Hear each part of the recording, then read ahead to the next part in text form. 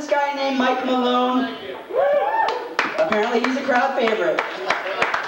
This guy is awesome. He rides a cow. He rides a bull like nobody's business. Although he told me that, I've never seen him ride a bull. He's an awesome guy. I've worked with him a few times. Give it up for Mike Malone.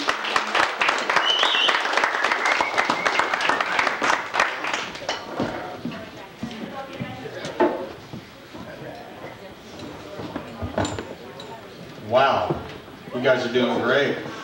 One thing I was going to talk about, but Patrick, he's one of the owners of this club, said, no, do not talk about erectile dysfunctions because it is not funny in this club.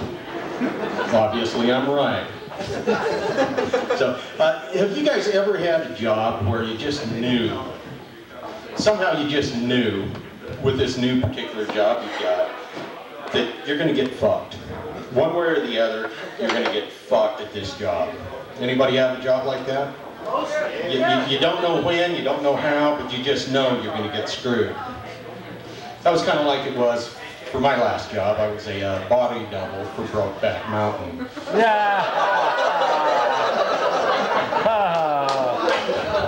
The pay wasn't all that good, but you know what? My name was on the screen. You can't see my face, I don't think. Now, did you guys hear about Nicole Richards? She was skiing the last month or so, and she had a skiing accident and she died. Liam Nielsen's wife. Anybody remember that? Yes, of course. Anyhow, obviously we've got people in Congress that are talking about making folks that ski wear a helmet now. Well, hell, we don't even wear helmets while we're driving motorcycles, as Levitt's Insurance would tell you. Am I correct? So anyhow, that reminded me of, well, I was a child, and I'm sure we've all done this. As a child, you hear about somebody dying, and especially somebody famous, and you start thinking about your own mortality. And when I was like 10, 11 years old, I was talking with my friends, and we're talking about when we die, how would we like to die? And we have this one boy that says, well, when I die, I want to die peacefully in my sleep. We have another kid that said, well, when I die, I want to die in a fiery car crash listening to Led Zeppelin. Now, I'm a defiant son of a bitch, and when I'm hearing about how these guys want to die, I said, you know what? I'm not going to go out like that. I'm a defiant son of a bitch. I want the slowest, most painful death imaginable. Long-lasting. As painful as can be. I'm married now.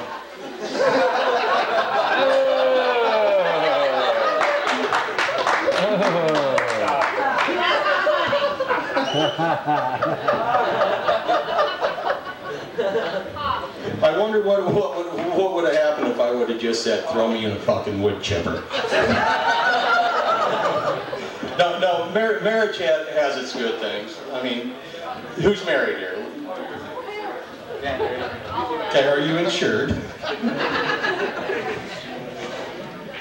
Nice having you guys here, by the way. Anyhow, marriage has its good and its bad points. For instance, when I first got married, I can't remember it really because I was fairly well drunk. And anyhow, when we first got married, it was going good, and as all marriages have, you know, there's those irritating moments. Well, my wife, she happened to, this is a true story by the way, she super glued her tongue to the roof of her mouth. She did. So the exciting portion of this, when her tongue is glued to the roof of her mouth, you barely understand it. She actually called the hospital and said, I glued my tongue to the roof of my mouth. They couldn't frickin' understand her either. So the great part about this, while her tongue's glued to the roof of her mouth, I could always pretend I didn't understand her. honey, I'm going golfing today. Hell do all. I love you too, and I will get a card. Thank you. Now with every good thing, there's a bad thing. Now, of course, her tongue is glued to the roof of her mouth. So with every good thing, I could pretend I didn't understand her. However, the blowjobs were slightly shallow at those times. So.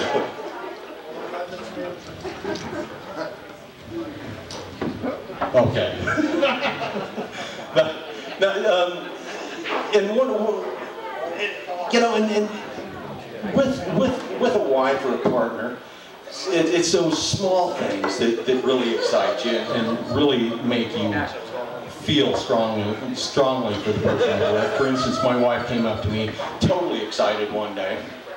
I mean, just totally excited. She's almost flapping her frickin' wings. And she goes, Mike, you can't believe this. I can't believe I'm this coordinated. I actually sneezed and farted at the same time with no fouls. Had no fouls there. Which means she didn't shit her pants. Good, honey. So,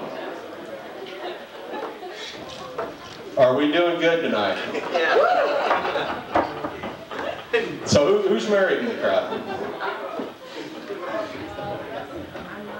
Patrick. Patrick actually had a good cowboy joke today. He told me, Mike, you have to use this story.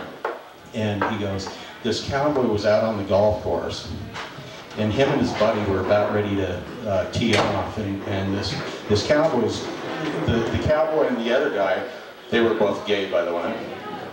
I don't know if that was part of his joke, but anyhow, the two cowboys are out on the golf course, and the one guy named Bob, he's just about ready to putt. They're on the first green, and he's just about ready to putt. And all of a sudden, this group behind him, they hit this ball right onto the green. Lands right next to Bob. We'll call the one Patrick. It landed right next to Patrick, and Bob says, Patrick, them big bad bully sons of bitches. They shouldn't hit that ball so close to you. And Patrick gets on the way, and they get up to the next tee, and Bob says to Patrick, if them big bad bully sons of bitches hit that ball close to you again, you just fall down, pretend you're hurt really, really bad. So Patrick's just about ready to putt. He's just about ready to putt, and all of a sudden, whoosh, right next to Patrick, here comes the ball, and Bob goes, Patrick, fall down, pretend you're hurt really bad. Pretend you're hurt really, really bad. So Patrick, he lays down on the ground, and he's just shaking and going into convulsions and shit. And these big-ass football-looking like players come walking up to the green, and Bob goes, you big bad bully, sons of bitches, you see what you did to Patrick? You see what you did to my friend? You hurt him really bad, and we're going to sue you for everything you got. Levitt's going to love this one. And the football-looking players go to Bob and say, Bob, why don't you kiss our ass and suck our dick? Bob goes, Patrick, get up. We're going to settle out of court.